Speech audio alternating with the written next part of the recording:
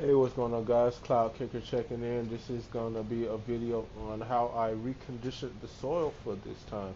This time I had a couple pots sitting for a while, so and I wanted to make sure that I was starting at zero. I didn't want anything surprising me later on that might be living in the soil that might could deteriorate the health of the plants that I'm going to be putting into the soil.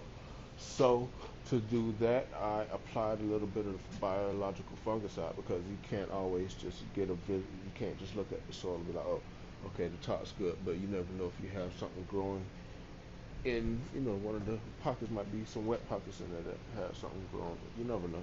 So what I did, I just applied some seed biological fungicide. You can get any biological fungicide really, and I also applied some. What did I use? I used maybe green cleaner or something. Mixed it in there, and just I just did a wetting of the soil. Just wet it down real good, let it soak all the way through, and then I'm currently letting it dry out. I used cease when the root system was in there one time.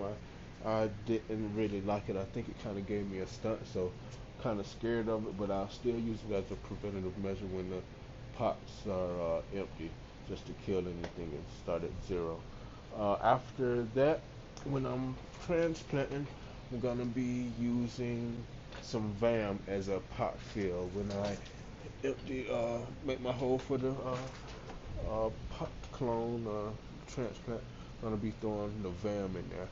Now, what my friend does, he well, he would come when he's getting ready to wet the soil. He would do the recharge, and it has all your beneficials and all this.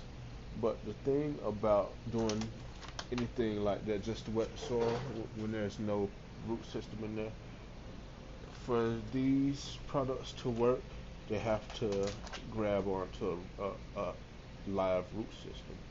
That's what they're colonizing. That's what they're help building a barrier to protect itself against. So if you just spraying it into dirt, it's kind of like washing your money down. So what I do, I just get me a little hole and I pot fill with that.